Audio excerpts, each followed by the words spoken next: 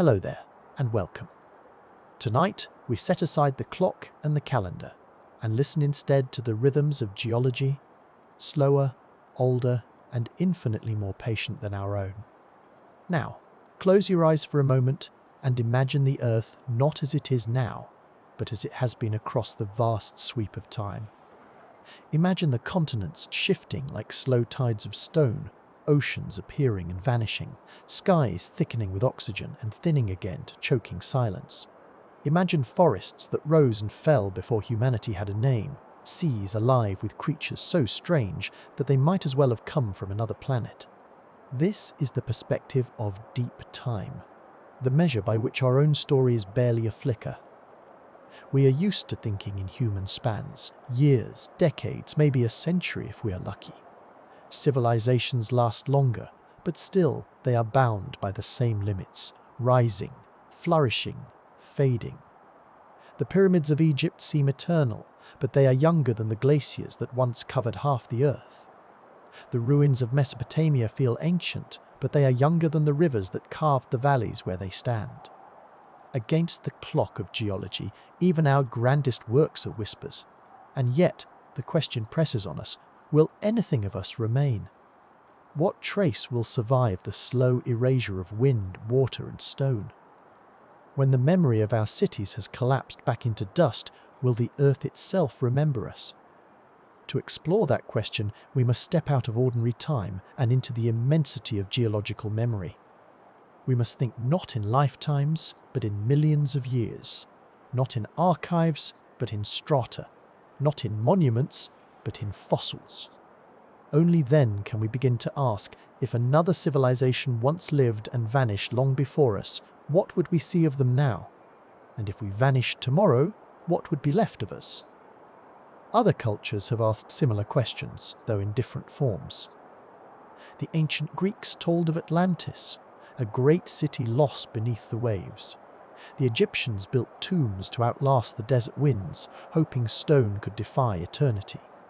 In the Americas, the Maya and the Inca left monuments of stone that still gaze at the skies long after their builders disappeared. Each of these echoes reveals the same human impulse, to ask whether the marks we make are fleeting scratches or whether they might endure. But geology is ruthless. It does not favour pyramids over pebbles or palaces over shells. Most of what has lived is gone without a trace. Entire forests turned to coal. Entire seas vanished without memory. Species that thrive for millions of years are reduced to faint impressions in stone or to nothing at all. The Earth remembers selectively, and it remembers imperfectly. This is where our journey begins, not in certainty, but in mystery. To wonder whether we are alone in history is also to recognize how fragile the record truly is. For the Earth has always been restless. It folds, grinds, melts, and rewrites its own pages. To expect permanence is to misunderstand the author. And yet, we will ask. Because asking is what we do. Tonight, we step together into this vast silence of geological time to listen for voices that may or may not be there. We will look for fossils, for plastics, for chemical signatures. We will imagine other civilizations rising and falling. We will ask whether our own story, too, will someday be a ghost in the rocks. So take a breath and settle into the long rhythm of deep time. This will not be a quick journey. It will be slow, patient, like the Earth itself. And as we go, let the scale remind you, we are small, but we are also curious, and in that curiosity lies our strange defiance of time. If this first step into deep time has stirred your imagination, consider leaving a like. It helps others find these quiet journeys, and it keeps our shared curiosity alive. When we speak of what lasts, we often think of the works we create. A poem, a painting, a piece of music, or even a podcast episode drifting quietly through the digital ether. In the short scale of human life, these feel enduring. They give us the comfort of thinking that our presence will echo beyond the limits of our own days. But the truth is more fragile. Our creations are written on sand. They endure only as long as someone, somewhere, chooses to carry them forward. Music requires ears that choose to listen. Books require eyes that choose to read. Digital files require the constant pulse of electricity, servers kept alive, and someone remembering the password. Without those acts of continual renewal, our so-called permanence dissolves into silence. Consider the great names of history. Shakespeare, Beethoven, Chopin. They feel eternal because we still rehearse them, still replay them, still build new performances on their foundations. But extend your imagination outwards, 100 years, 200, perhaps 1,000. Cultures shift, languages change, formats become unreadable, devices corrode. What survives is rarely what we expect. The mighty libraries of Alexandria once held thousands of volumes, nearly all are gone. What remains are fragments, partial copies, echoes of echoes. This fragility is not a failure of culture, it is its nature. Culture is a living thing. It survives only in the act of being remembered, re-performed, reimagined. And the moment it ceases to be renewed, it vanishes as easily as breath on glass. Even our most personal legacies, our voices, our stories, are vulnerable. Perhaps a diary is passed to a child, perhaps a photograph to a grandchild. But stretch beyond a few generations and the chain breaks. Faces become names, names become initials on stone, and eventually even the stone is erased by weather and time. So when we ask, what of us endures? We begin to see that culture and memory, though beautiful, may not be the final answer. Their endurance is measured in decades, centuries if fortunate, but rarely in millennia. On the scale of geology, they are sparks in a storm, bright but gone before the thunder rolls. This does not make them meaningless. On the contrary, their very fragility makes them precious. To sing a song, knowing it may not last, is an act of defiance against time. To write a poem, aware it may be forgotten, is to affirm that expression matters now, in this moment, regardless of eternity. We cannot measure value only in duration. Some things matter precisely because they do not endure. Across civilizations, we see this same tension. The pyramids of Egypt still stand, but the names of countless builders are lost. The stone cities of the Maya remain, but much of their knowledge was burned by colonizers, their voices muted. Ancient Chinese poetry survives in fragments, while whole dynasties are remembered by little more than bronze vessels and records scratched on bone. In each case, brilliance and fragility walk hand in hand. Even when cultures sought permanence, they often failed. Think of the Epic of Gilgamesh, one of humanity's oldest stories. It survived not because it was widely read in its own time, but because clay tablets happened to endure the collapse of civilizations and the fire of libraries. A fragile chain of chance delivered it to us. For every Gilgamesh that survives, thousands of epics are gone forever. And what of our own creations in this digital age? Our photographs, our journals, our voices recorded in files and servers. They seem infinite, but they depend on energy, on systems maintained by countless invisible hands. Remove the electricity and the archive vanishes. Hard drives corrode, formats die, passwords are lost. To imagine our age as immune to loss is to forget that every empire once thought the same. Even monuments of stone are not safe. The Colossus of Rhodes, one of the 7 wonders of the ancient world, toppled by an earthquake. The Bamiyan Buddhas, carved into cliffs for over a millennium, destroyed in a single act of violence. Stone can crumble in days, and silence can erase centuries of voices. And yet, this is not despair. For legacy is not only about what is remembered, but about what is remembered. To know that our creations may not endure is to value them more deeply in the moment.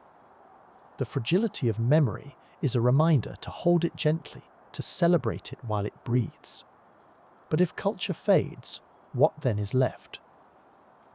The question pushes us to look beyond art and memory, toward the material residues we scatter behind us. our cities, our tools, our waste. Perhaps our most lasting contribution will not be our symphonies, but our stubborn fingerprints in the chemistry of the Earth itself. And perhaps, ironically, what endures of us may not be our highest achievements, but our most careless discards. If reflecting on this fragile balance between memory and matter speaks to you, consider subscribing. That way, when the next journey begins, you'll already be part of it.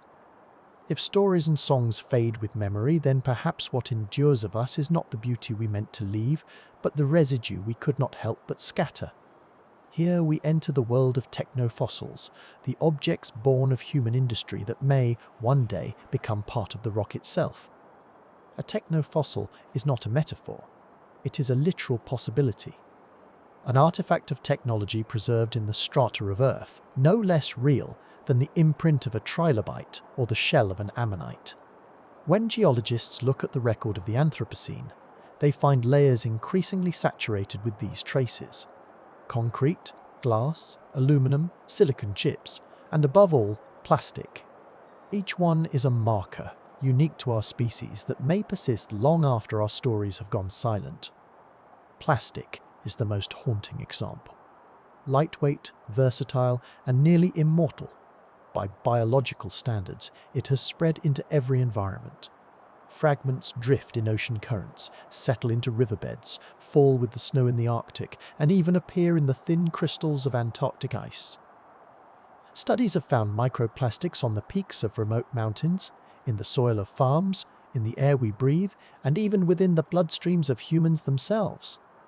If future geologists sifted through the sediments of our age, the plastics would be unmistakable. A rainbow of polymers, synthetic and alien to the natural record, laid down like a strange, enduring fingerprint. Imagine them, millions of years from now, transformed by pressure and heat into plastiglomerates, hybrids of plastic, sand, and rock.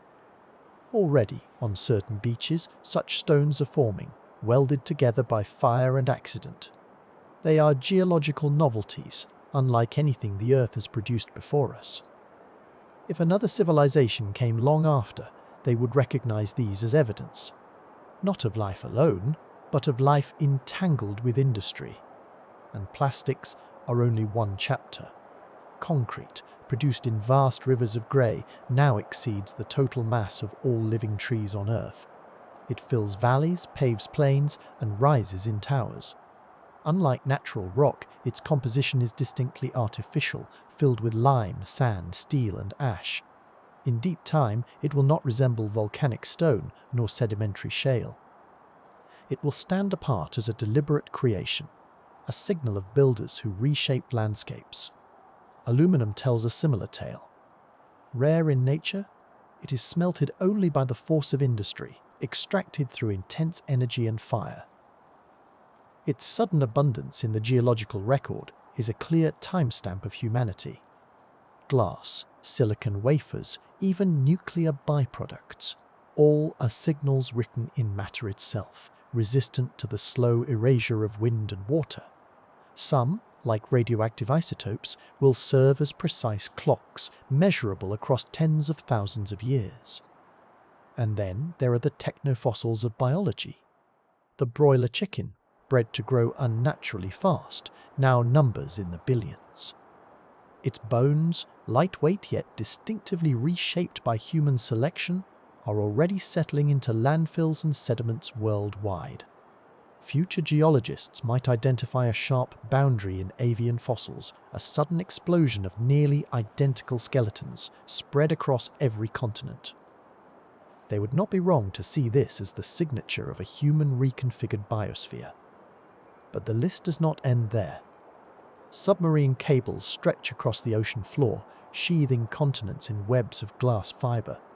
If abandoned, their armoured casings may linger for ages, a strange lacework fossilizing beneath the seas. Vast open-pit mines carve wounds in the crust, removing mountains and leaving scars visible from orbit. Even the heat plumes of data centres and cities are a kind of technofossil. Thermal signatures etched into ice cores and sediments, subtle yet measurable. The future's geologists may read not only what we built, but what we burned, mined, and wired together. The irony is striking. For thousands of years, humans built monuments hoping to outlast time.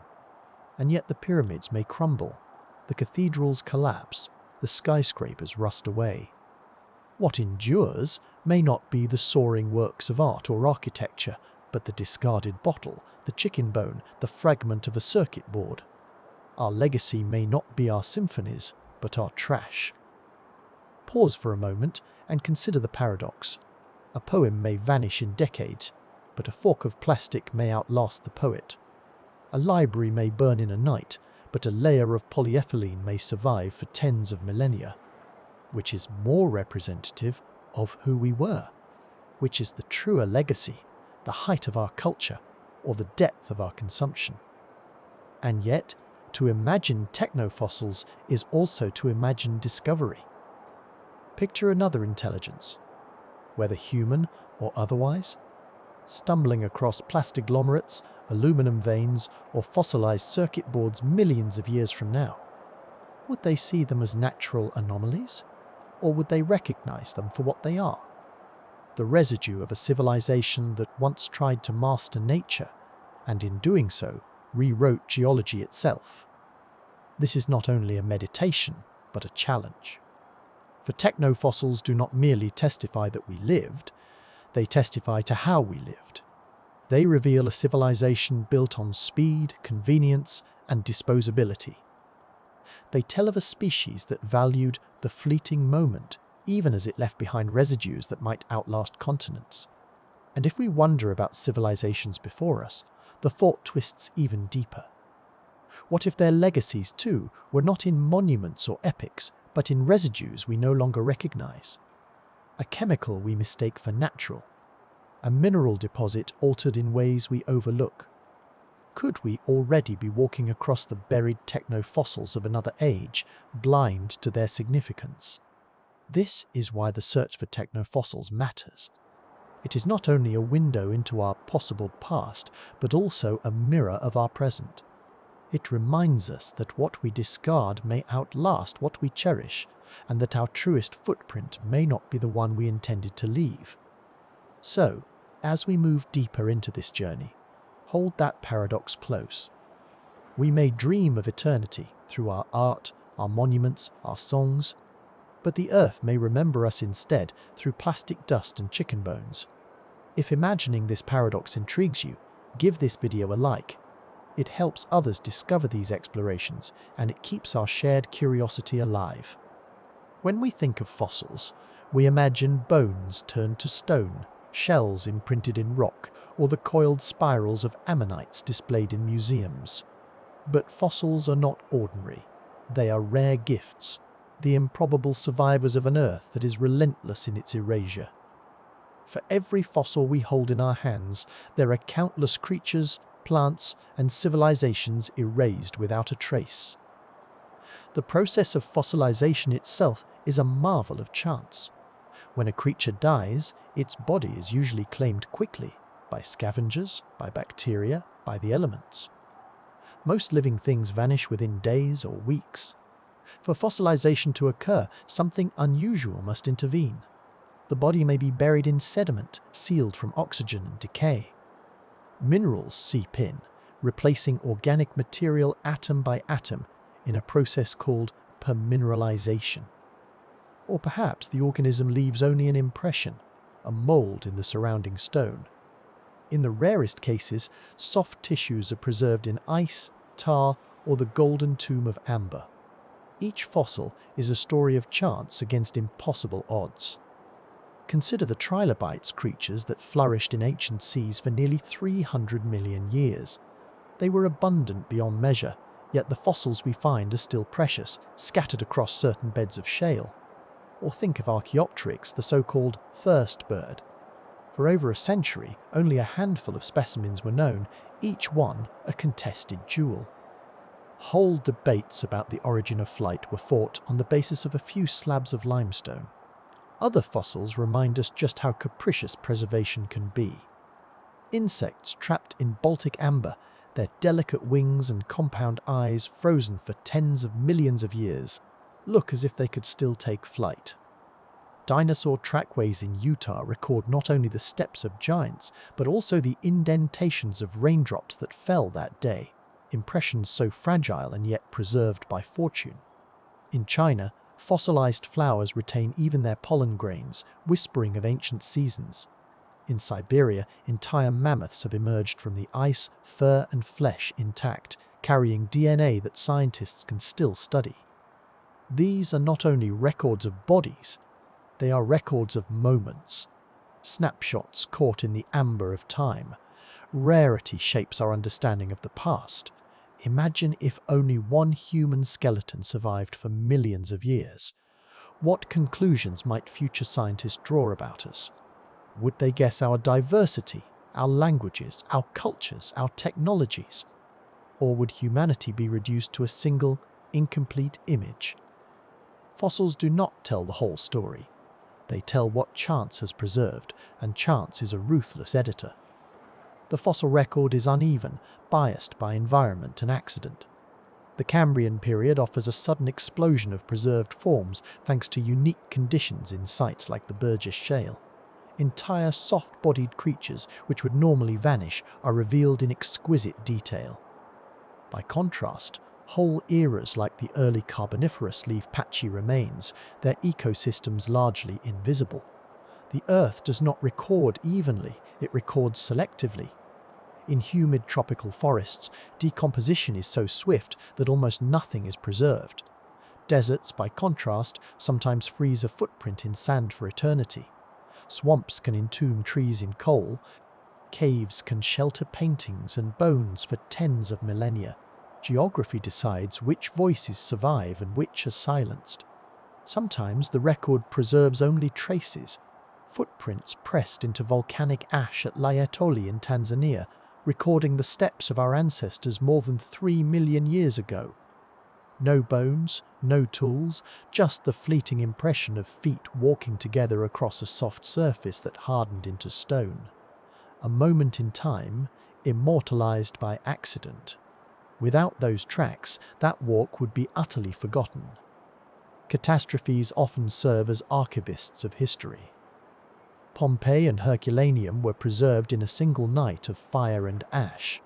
The eruption of Krakatoa buried villages under layers of pumice.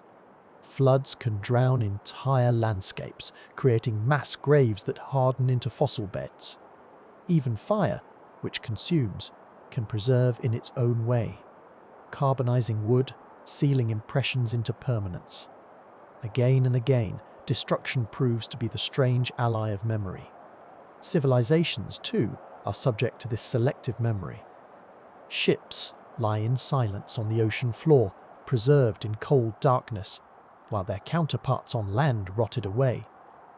Ceramics from Mesopotamia endure, while wooden houses vanish. Sometimes fragility surprises us. Paper scrolls from Herculaneum, though charred, can still be read with modern imaging. And sometimes durability disappoints. Concrete of the modern age may crumble far sooner than Roman aqueducts. And here lies a striking paradox. If a coffee cup were to fall and shatter on the floor today, its ceramic shards might last longer than the bones of the person who drank from it. The ordinary objects of daily life can sometimes outlive the extraordinary complexity of living beings. What we expect to last often fails, and what we think ephemeral sometimes outlives empires. Even digital culture, stored on fragile servers, may prove more fleeting than clay tablets. The lesson is humbling. The absence of fossils does not prove the absence of life, it proves only the absence of preservation. Entire lineages may have risen, thrived and vanished, leaving no whisper in stone. Entire cultures may have flourished, yet without burial or disaster, their traces are gone. The earth is full of silence where stories once lived. This realization fuels the deeper question: if another civilization arose long before us, would we know? The odds are not in our favor. Unless they left residues as strange as plastics, or signatures as bold as nuclear isotopes, most of their existence could dissolve without a trace. The ground beneath us could be rich with lost histories, erased by time's relentless tides. And it reminds us of our own fragility. We may believe our cities will last, but even concrete crumbles, steel corrodes, glass shatters. Unless sealed away in some protective layer, most of what we build will vanish as thoroughly as wooden huts or reed boats. Even the internet, which feels infinite, is only as durable as the power that sustains it. Without renewal, it too will fade into silence. Yet, in this fragility there is wonder. Fossils, when they do appear, are voices calling across impossible spans of time. A fern leaf pressed in stone, a mammoth's frozen hair, a human footprint in ash. Each one is improbable, each one a reminder that against all odds something endured. They are proof not only of what once lived, but of the strange kindness of chance. As we move deeper into our exploration, keep this truth close. The record of life is not a complete book, but a collection of fragments.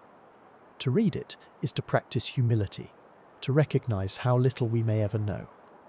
And yet, it is also to marvel that we know anything at all, that through the accidents of preservation, we can glimpse lives separated from us by oceans of time. It is almost like opening an old album and finding, among yellowed pages, a photograph still vivid, a reminder that even chance can be generous. If reflecting on these fragile survivors of deep time resonates with you, consider leaving a like. It helps more seekers find these quiet journeys, and it ensures our shared curiosity continues.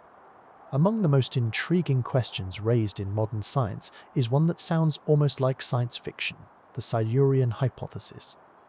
It asks, very simply, if an advanced civilization had arisen on Earth millions of years before humanity, would we be able to detect it in the geological record today?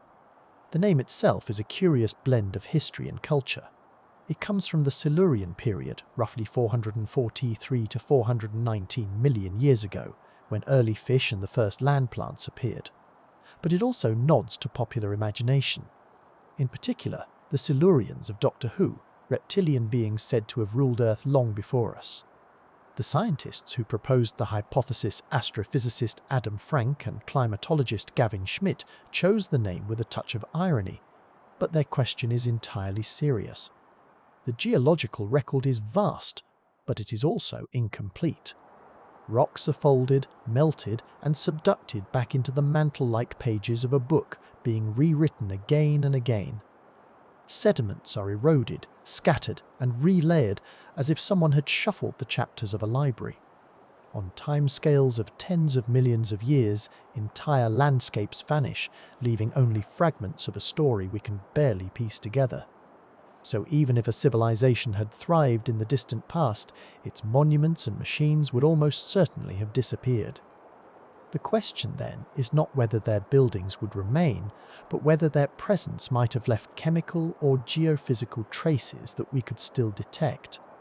Frank and Schmidt proposed a framework for this search. They pointed to markers we might expect from an industrial civilization, unusual ratios of carbon isotopes, like fingerprints smudged across the atmosphere, increased levels of nitrogen, the chemical graffiti of fertilizers, traces of radioactive materials glowing like ghostly ink that nature rarely writes with, and the stubborn persistence of plastics scattered like shards of unbreakable toys buried in the ground. These, they suggested, would form techno-signatures, signals of technology etched into stone. But the challenge is subtle, because Earth has already undergone dramatic events that mimic these signals. It's like trying to tell whether a footprint on the beach was left by a human or by the tide itself. The Paleocene-Eocene thermal maximum, about 56 million years ago, shows a sharp spike in carbon-13 depletion, eerily similar to what human fossil fuel use is producing today. But that event was entirely natural, driven by volcanic activity and methane release. Nitrogen spikes can also arise from massive algal blooms or asteroid impacts. Even radionuclides can be written into the rocks by cosmic events. And beyond these lie other catastrophic markers. The Permian-Triassic extinction left chemical scars of oxygen-starved seas, while asteroid strikes painted the Earth with iridium. Each of these, without context, could masquerade as a trace of technology. They are scars on the skin of the planet, some left by accident, others perhaps by intent. So how could we ever distinguish a natural event from a technological one? This is the heart of the Silurian hypothesis. One clue would be a constellation of signals appearing together. Carbon isotopes, nitrogen shifts, plastics, and radioactive traces aligned in a narrow window of time. Another would be molecules that are purely synthetic, compounds that no volcano or living cell could create. To stumble across such a molecule in a rock millions of years old would be like finding a plastic bottle in the middle of a coral reef, impossible to confuse with nature. The thought experiment stretches further than Earth. It forces us to reconsider what we might look for on other planets. When we peer at the atmospheres of exoplanets, searching for biosignatures or technosignatures, we must be cautious. A surge of methane might mean industry or volcanism. A spike of carbon dioxide might mean combustion or geological upheaval. The ambiguity we face in reading Earth's own past is the same ambiguity we will confront among the stars. The Silurian hypothesis becomes a kind of rehearsal, teaching us to read strange signals without leaping to easy conclusions. But here on Earth, the hypothesis also turns the mirror back toward us. If we vanish tomorrow, what would our record look like in 10 million years? Would future beings recognize our age as distinct from natural cataclysms? Would they see plastics fused into stone, isotopic ratios shifted unnaturally, a sudden abundance of chicken bones across all continents? Or would restless geology erase even these, leaving only faint whispers? Perhaps just a single plastiglomerate fragment, plastic fused into stone like a seashell trapped in amber, might survive to testify to our age. The deeper implication is philosophical. If silence in the rocks does not prove absence, then we must be humble about our conclusions. We may not be the first, or we may be alone. The record does not speak clearly, and perhaps it never will. But asking the question expands our imagination. It invites us to see ourselves not as inevitable, but as fragile, subject to the same erasures that have swallowed so many stories before us. And in that recognition, there is a strange comfort that our search for others is also a search for perspective on ourselves. In the end, the Silurian hypothesis is less about proving that others came before and more about sharpening our sense of impermanence. It invites us to see our civilization as a layer in stone, one day no different from shale or limestone. It suggests that permanence is never guaranteed, and that even a world-changing species can be erased by time, which makes the present moment and what we choose to preserve of it all the more extraordinary. If this thought experiment opened your imagination, consider subscribing. That way, you'll be here for the next step of the journey into deep time. If fossils are rare and monuments fragile, then perhaps the most enduring traces of a civilization are not its structures at all, but its chemistry. The Earth writes its memories not only in bones and stones, but in the quiet script of molecules and isotopes. These are signatures etched into ice, soil, and sea, an invisible handwriting of history, waiting patiently to be read. Consider the frozen archives of Greenland and Antarctica. Cores drilled deep into the ice reveal snowfall layered across hundreds of thousands of years. Within each band, tiny bubbles of air lie sealed, fragile time capsules of vanished atmospheres. Reading them is like opening a chest of bottled seasons. We learn of ancient climates, of volcanic ash that once darkened skies, even of our own brief industrial century. In ice from the mid-20th century, the unmistakable fingerprint of leaded gasoline rises like a sudden shout in silence, then falls again as regulations took hold. Even now, its echo lingers, like graffiti faintly visible under layers of paint. The same cores also reveal older stories. The fall of empires mirrored in the decline of lead smelting, the eruption of great volcanoes painted in sulfur, even the medieval plague years, when the air briefly cleared as human activity quieted. The oceans, too, are libraries without walls. Sediment drifts downward, settling grain by grain on the seabed. Imagine confetti falling at a parade, each piece carrying a trace of its time. Over centuries, these fragments harden into pages of geology, binding human industry into stone. Mercury from mining, isotopes from nuclear tests, fragments of plastic in forms nature never knew, all filed away beneath the waves. Already, geologists speak of an Anthropocene boundary, visible in mud at the bottom of lakes and seas, a sudden bookmark of coal ash, fertilizers, pesticides, radionuclides, and microplastics. Even if our cities vanish, the ocean floor will still whisper our presence. Trees keep another kind of diary. Each ring in their trunks holds the memory of a year, a record of rain, sunlight, and air. When the nuclear age doubled carbon-14 in the 1950s, trees across the globe engraved that surge into their wood. To this day, a page of paper or a strand of hair can be dated to that pulse. The bomb spike. A signal unlike anything before it, destined to echo for tens of thousands of years. Even ancient bristlecone pines in California still carry chemical hints of Roman smelting, faint but legible, proof that even the smallest human actions can ripple across centuries. Yet chemistry, though precise, is not always simple. For every mark of human industry, nature offers its own mimicry. Volcanoes inject sulfur into the sky like vast chimneys, painting hazes much like coal plants. Asteroid strikes scatter iridium across the globe, just as we scatter heavy metals. Ancient oceans, starved of oxygen, once altered carbon cycles in ways that resemble our emissions. It's like trying to hear one violin in a noisy orchestra. To know what is human, one must look for harmonies in the noise, overlaps of signals, strange alignments that no volcano or asteroid could explain away.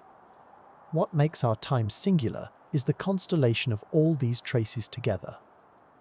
Carbon isotopes shifting from fossil fuels, nitrogen pushed upward by fertilizers, plutonium and cesium from nuclear fire, plastics in every stratum, synthetic molecules unknown in nature, billions of chicken bones layered across the continents.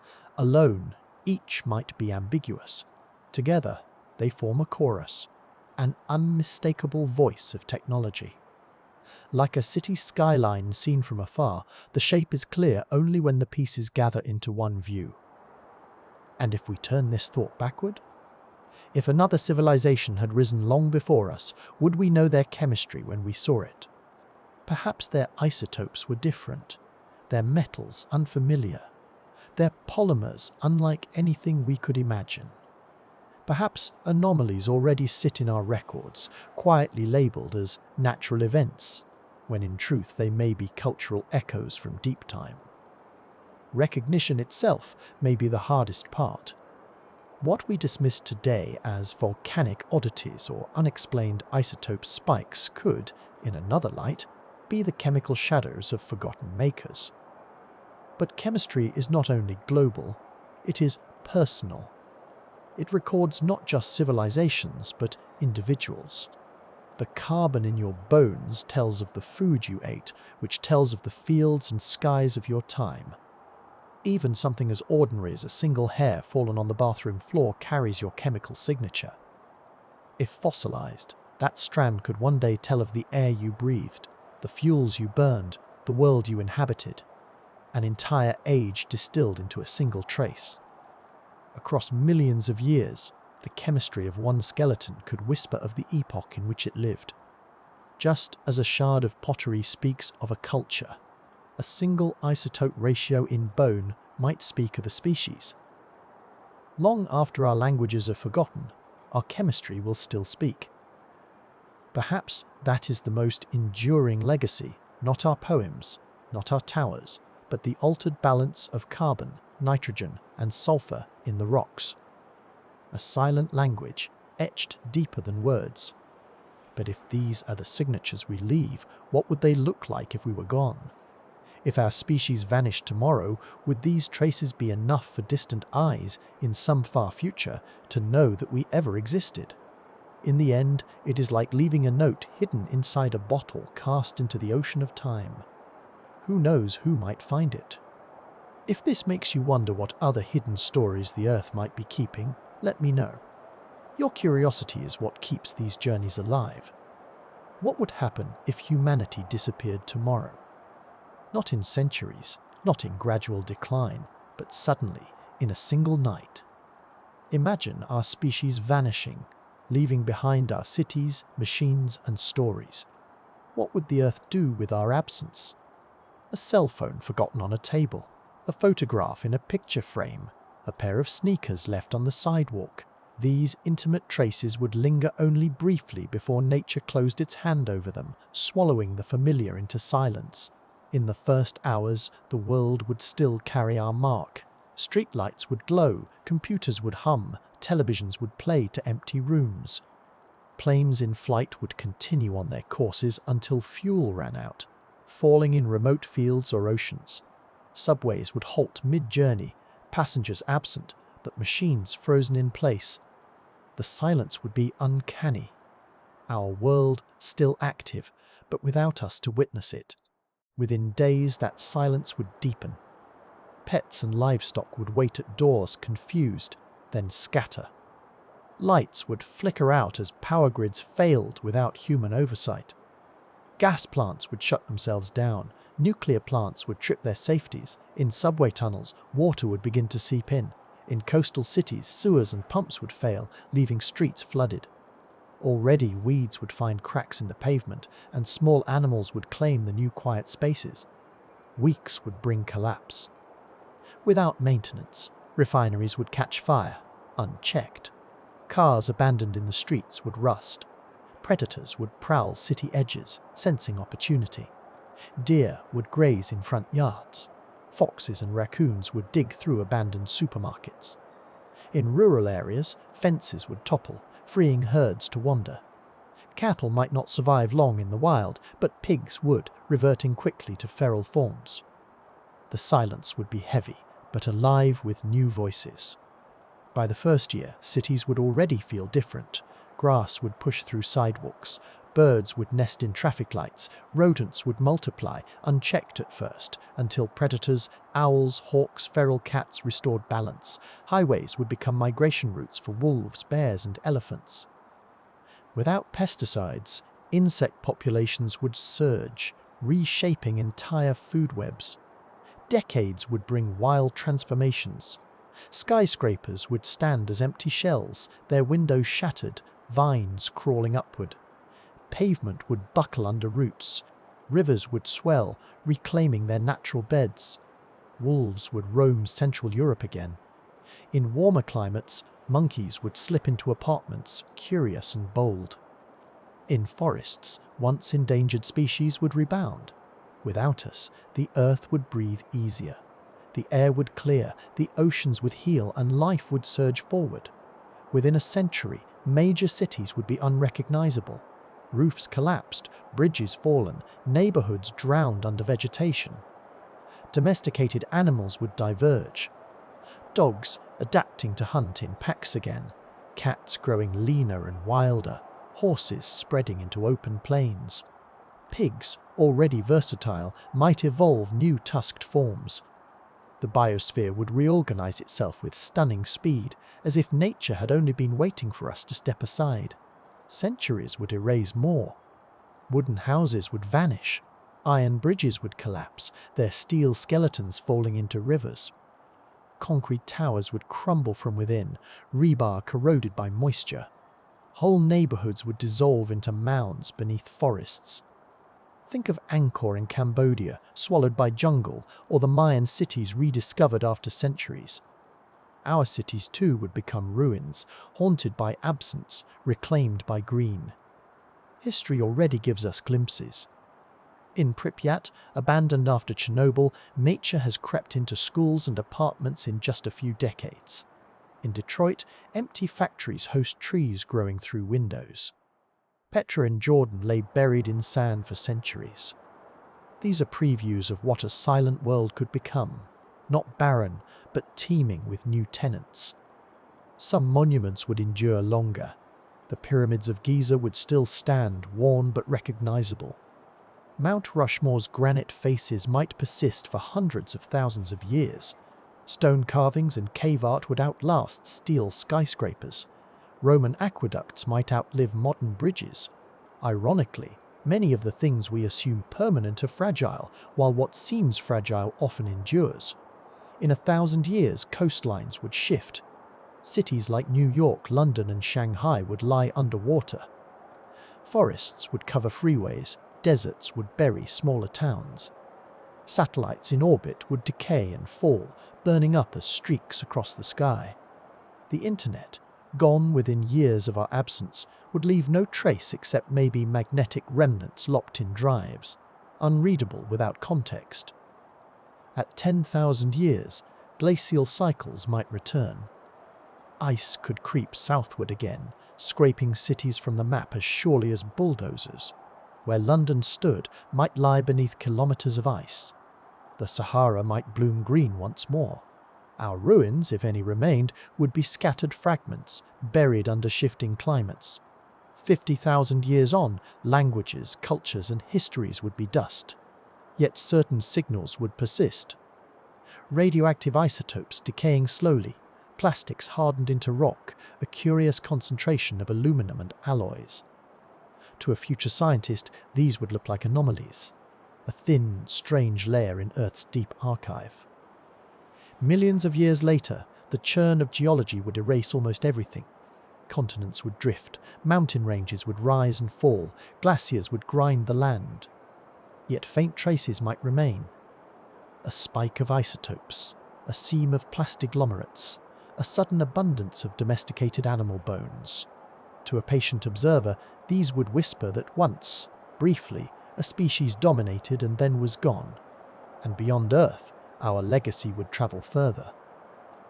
The Voyager probes, already past the edge of our solar system, would continue their silent drift, carrying golden records etched with our sounds and images. Long after our cities are forgotten, these emissaries would remain, perhaps the last artifacts of humanity, waiting in the dark between stars. It is humbling to realize that our disappearance would not end the narrative. The Earth would continue, as it always has. Forests would spread, deserts would shift, oceans would teem. Evolution would edit our animals into new forms. Perhaps, in time, another intelligence would rise and wonder, as we do now, whether they were the first. And maybe, just maybe, they would find us. Not in our monuments or machines, but in the silent testimony of plastics, isotopes, and bones. Our story, reduced to geology, still speaking across the gulf of time. And to think that, in the end, what might last the longest are plastics and chicken bones, a curious portrait of what we once were. If reflecting on this vision of impermanence stirs something in you, consider subscribing.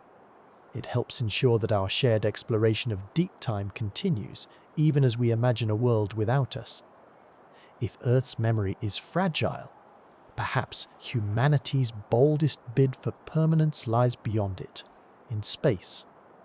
On Earth, wind, water, fire, and ice conspire to erase us. But in the vacuum of space, time slows. Decay retreats. The silence itself becomes an archive. It preserves what Earth destroys. And so some wonder, maybe our truest fossils will not be found beneath our feet, but scattered among the stars. Consider the moon, our ancient companion, its face turned toward us since before language, before history. On its surface, the first human footprints still rest, pressed into dust half a century ago. With no rain, no wind, no rivers, they may linger for millions of years, blurred only slowly by micrometeorites. The descent stages of lunar modules, flags stiffened in the vacuum, even bags of discarded tools, all remain as strange monuments to our brief arrival. To future eyes, they may seem less like refuse and more like relics, fragments of a vanished pilgrimage. Already, archaeologists of space speak of the moon as the first extraterrestrial heritage site. Mars offers another kind of permanence. Its thin air and frozen deserts preserve in silence. The tracks of a rover's wheels may last for centuries. The shattered remains of probes lie scattered across plains, slowly dusted over but never erased in the way Earth erases. Opportunity, which wandered for 15 years, now sleeps in place, its panels covered in red dust. Curiosity and perseverance still crawl across valleys, carrying laboratories in their bellies, but one day they too will fall silent, their husks becoming Martian fossils. If humans ever walk there, their shelters and tools and perhaps even their bones could endure like the mammoths in Siberian ice. Mars may one day hold the clearest record of our species, not because it was our cradle, but because it was not. Closer to home, Earth's orbit itself is becoming a kind of ring of artifacts.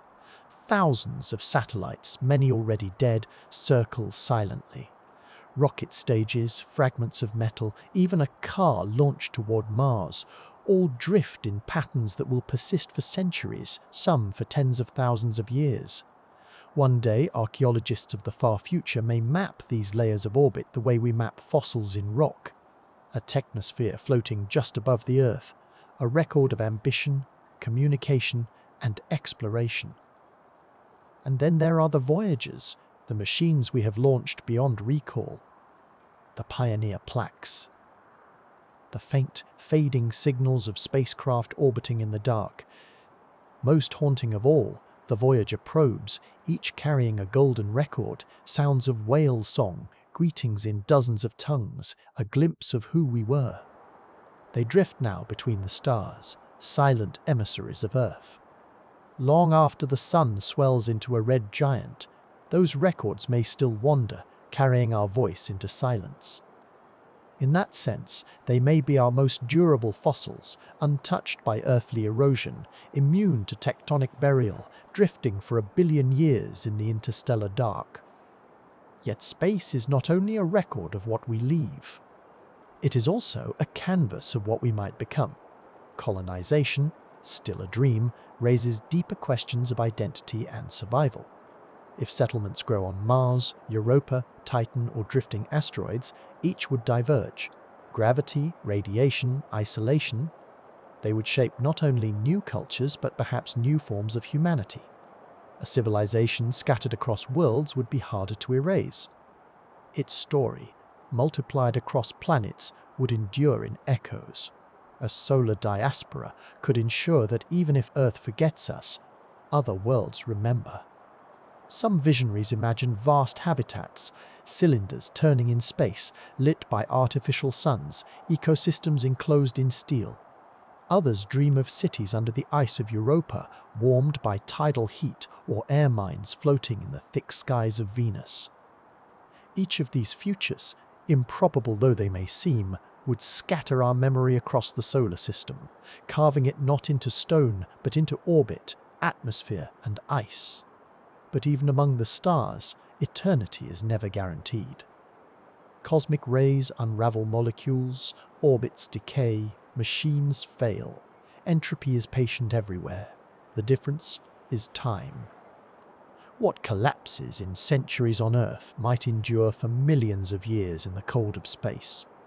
On Titan, methane rains would carve slowly. On Europa, ice would entomb traces for eons. In orbit, satellites would eventually fall, but others may drift for tens of millions of years before fire consumes them in an atmosphere. Space grants no permanence, only delay. And in that delay lies the seed of something like immortality. To leave Earth is not only to explore, but to resist erasure. Every footprint on lunar dust, every probe on a Martian plain, every golden disk drifting outward is an act of defiance against forgetting. We know that nothing lasts forever, but we send these artifacts anyway, because even 1 billion years feels like victory compared to the brevity of flesh. Yet there is irony in this. We imagine carving our mark on Mars while oceans rise at home. We speak of reaching other stars while forests vanish here. Perhaps the truest permanence we can claim is not only out there, but here. preserving the fragile earth that makes all dreaming possible. To endure in space while failing on Earth would be permanence without meaning, survival without memory. Still, wonder remains. Pieces of us already drift beyond memory, a spacecraft tumbling quietly between galaxies, a footprint in lunar dust, a golden record carrying laughter into the dark. These are our fossils in the making, our techno-signatures to the cosmos. And if one day another intelligence should find them, they may not know our languages or our names. But they will know this: that once, here, a species lifted its eyes to the night sky and longed to endure. If this cosmic reflection makes you pause and wonder, consider leaving a like. It helps keep alive this shared conversation across time and across distance. Every age wonders what it leaves behind. Every culture tells itself stories of permanence, even while knowing deep down that nothing endures forever. In the end, the question of legacy is less about what survives and more about how we live in the face of impermanence. Philosophers have wrestled with this tension for millennia. The Stoics of ancient Rome reminded themselves daily that all things pass. Marcus Aurelius wrote in his Meditations that even the names of the greatest emperors would one day be forgotten, swallowed by time. Epictetus urged his students to focus not on monuments or possessions, but on the cultivation of virtue, which alone was truly within their power. To them, legacy was not stone or bronze, but character. In the East, Buddhist traditions spoke of impermanence, anicca, as the fundamental nature of existence. All compounded things dissolve, all forms dissolve. To cling to permanence is to suffer. To accept impermanence is to live freely. In this light, legacy is not about resisting erasure, but about flowing with it. The candle burns, the light touches others, and though the flame dies, the illumination continues in countless reflections. Modern existentialists asked a different question.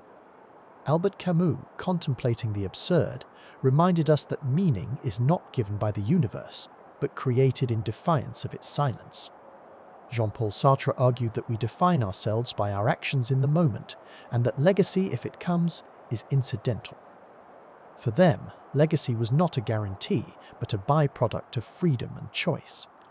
To live authentically was itself the answer, regardless of whether memory survived. Nietzsche offered yet another lens through his thought experiment of the eternal return. What if you had to live this life again, infinitely, exactly as it is? The challenge was not to dream of a future legacy, but to affirm the present so fully that you would will it to repeat forever. Legacy, in this sense, is not what outlives us. It is the intensity with which we embrace life now. Simone de Beauvoir, writing of freedom and responsibility, suggested that our actions ripple outward not only into our own futures, but into the lives of others who inherit their consequences. Legacy is inseparable from responsibility, the recognition that our choices do not vanish with us. Hannah Arendt, too, spoke of the immortality of human action, not in monuments, but in the stories told about our deeds in community. To act is to plant something into the shared world which can echo long after the actor is gone. Yet, outside of philosophy, other cultures remind us that legacy can be imagined differently. Among the Haudenosaunee, or Iroquois Confederacy, leaders were urged to consider the impact of their decisions on the seventh generation, yet unborn. Legacy here is not measured in ruins or books, but in stewardship. What kind of world will descend to those who cannot yet speak? In Oceania, memory is often sung. Genealogies, voyages and histories, carried not in stone but in voice, a living chain renewed in every recital. In many African traditions, too, legacy is oral and communal. The proverb says, "A person is not dead until they are forgotten." To be remembered is to remain alive in the circle of community. Religions echo these values. In Islam, the concept of waqf, enduring charitable endowment, frames legacy as service, a school, a fountain, a library whose benefits ripple outward beyond one's lifetime. In Confucian thought, legacy is bound to family, to the continuity of duty, respect, and example. Seen this way, legacy is not abstraction, but responsibility incarnate. History provides countless examples of how fragile and yet how surprising legacy can be. The Library of Alexandria, once thought to hold all the knowledge of the ancient world, was destroyed, and with it, volumes of science and philosophy lost forever. And yet fragments survived in other places, carried by traders and scholars, copied and recopied.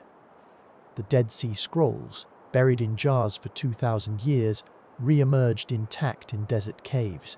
Cave paintings at Lascaux or in Sulawesi still speak across 30 millennia, their pigments enduring where empires crumbled. Folk songs, carried only in voices, survive centuries without ever being written down. Legacy is never predictable. It is as fragile as papyrus and as enduring as a song. Sometimes legacies are born not of intention, but accident. Kafka asked for his unpublished works to be burned. Instead, they shaped modern literature. Vincent van Gogh sold barely a painting in life, yet his art became immortal afterward. Emily Dickinson wrote poems that lived quietly in a drawer, only to bloom decades after her death. Their legacies were unintended, yet indelible. By contrast, monuments designed for eternity, like the Colossus of Rhodes or the mausoleum at Halicarnassus, crumbled within centuries. The lesson is clear. Legacy often escapes design. Science, too, embodies this paradox. Our mathematics and medicine, our physics and astronomy are built on layers of knowledge stretching back millennia. Each discovery is a legacy of those who came before, even if their names are forgotten. We measure stars with equations first scribbled in ancient Greece. We heal with medicines refined from traditions of countless cultures. In this sense, legacy is not about monuments at all. It is about the continuity of curiosity. And yet, the cosmos itself offers a sobering backdrop. Stars are born and die, galaxies collide, and even protons may one day decay. Against this scale, our monuments and even our species are momentary sparks. The golden records aboard Voyager, drifting beyond the solar system, may endure longer than the pyramids. But even they, in cosmic time, are as fragile as a leaf on the wind. The universe does not remember. It simply continues. This raises a modern question. What of our digital legacy? Billions of photos, videos, and words now live on servers. Social media feels like permanence, but without electricity, it vanishes. Hard drives corrode, file formats become unreadable. The internet may be the Library of Alexandria of our time, vast, luminous, and deeply fragile. NASA nearly lost the original data tapes from the Apollo missions simply because no device remained to read them. Perhaps, in the far future, fragments of code may remain, like pottery shards in the desert, incomprehensible without their context. Ironically, though we preserve more than ever, we may also lose more than any civilization before us. At the same time, there is resilience in redundancy. Data is copied, mirrored, spread across continents. Some futurists imagine that traces of our digital civilization might survive even a collapse, preserved in satellites or encoded in materials designed to last for millennia. It is possible that our most enduring legacy will not be a building, but a fragment of code like a fossilized song from the age of silicon. So where does this leave us? If permanence is impossible, what does legacy mean? Perhaps it is not about what we leave behind in stone or steel, but in the ways we shape each other's lives. The kindness offered to a stranger, the knowledge shared with a student, the art that moves a heart. These ripple outward. They may not be recorded in the strata of geology, but they are no less real. Legacy is not a monument, it is an influence. It may help to think of legacy as a chain of fires. One flame lights another across time. No single flame endures, but the light travels on. Or as an echo in a cavern, the voice vanishes, but the sound carries, bouncing further than its source ever imagined. Or as a mosaic where each tile matters, not for its permanence, but for the wholeness it contributes to. Or even as a seed carried by wind, most fall into silence, but a few take root, shaping forests yet to come. This perspective is both humbling and liberating. It tells us that the measure of a life is not in its permanence, but in its depth. That to seek immortality is futile, but to live meaningfully is enough. That though the earth may one day erase our presence, and though the cosmos may never notice us, our actions still matter, because they shape the present, and through it, the future. Legacy, then, is not about stone, but about resonance. It is about the ways in which our existence echoes, however faintly, beyond our own span of years. And perhaps that is all the permanence we need, because in the end we began with silence, and to silence we return. The same silence that once stretched across the void before chemistry found its voice in biology. The same silence that fossils inhabit, carrying whispers of lives long gone. The same silence that hangs between the stars, vast and unbroken, waiting for any species bold enough to speak into it. Our legacy is not to escape that silence, but to add our notes to it. A trace in stone, a ripple in chemistry, a song in memory, a probe drifting through the interstellar dark. These may vanish, as all things do. But for a time, they speak. They remind us that impermanence does not erase meaning. That even in a universe deaf to permanence, we can still sing. And perhaps that is enough, to know that we were here, that we burned brightly for a brief moment, and that the earth, the fossils, and even the cosmos itself carry echoes of our passing.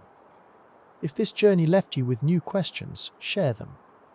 It's often in the questions, not the answers, that we keep the story alive. We have walked together across a long arc, through fossils rare and fragile, through chemical whispers preserved in ice and stone, through the silence of vanished civilizations and the speculative echoes of worlds that may have been. We have asked whether humanity is unique, or whether the earth might once have hosted others before us. And now, as we close, the question becomes more intimate. What does it mean to exist, knowing that all existence fades? The story of legacy is not written only in bones or ruins. It is written in layers of clay, in isotopes, in the quiet preservation of footprints pressed into ancient mud. Some of those footprints are human, at Laetoli in Tanzania, for instance, where hominins walked across volcanic ash. 6 million years ago, their steps captured and held until today. Others are older still, trails of trilobites crawling across seabeds that hardened into stone. Each is a reminder.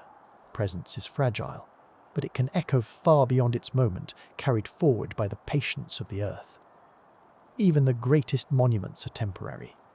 The pyramids may stand for tens of thousands of years, but already they are worn, their smooth casing stones long gone. The statues of Easter Island are slowly sinking into the soil.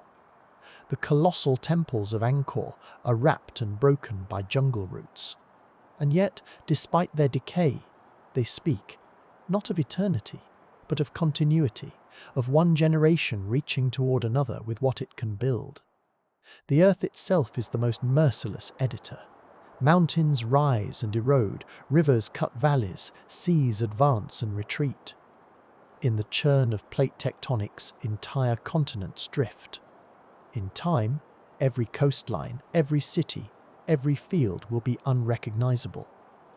On scales of millions of years, even memory embedded in geology becomes a whisper. This is why we must accept that legacy cannot mean permanence. It must mean something else, something lived, not merely left. The cosmos offers another mirror. Stars ignite, burn and collapse into white dwarfs or black holes. Galaxies merge and scatter. Time itself seems infinite, and yet even universes may end. Against this backdrop, to seek eternal monuments seems almost comic. And yet, there is also beauty here. For the fact that we long for permanence, even in a universe of impermanence, tells us something about the human heart. It tells us that meaning is not found in eternity, but in the striving for it.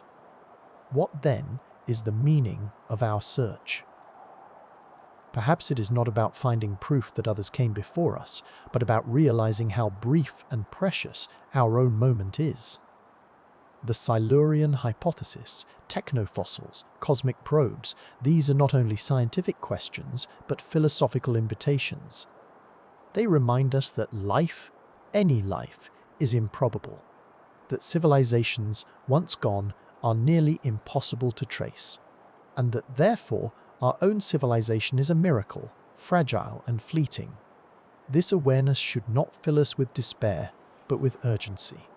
To live well, to preserve what is worth preserving, to create beauty not because it will last forever, but because it will shine brightly now and perhaps kindle others. To understand that our true legacy is not permanence, but resonance, the echo we leave in lives we touch, in knowledge we pass forward, in kindness we share.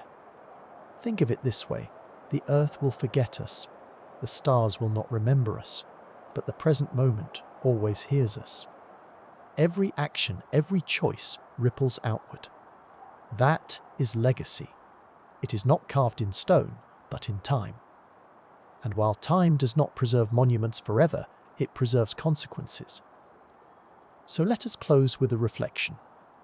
Imagine some far future intelligence, whether on Earth or among the stars, stumbling upon a trace of us, a golden record, a seam of plastic, a fossilized city drowned beneath the sea. They will not know our names or our languages, but they will know this, that once a species lived here, looked up at the night sky and longed to endure. That we dreamed of permanence even while living in impermanence, and perhaps that is enough. If this journey through deep time and fragile legacy has resonated with you, consider liking and subscribing. It helps ensure that these explorations continue, and that together we keep alive the wonder of asking not only who we are, but who we might have been, and who might yet come after us.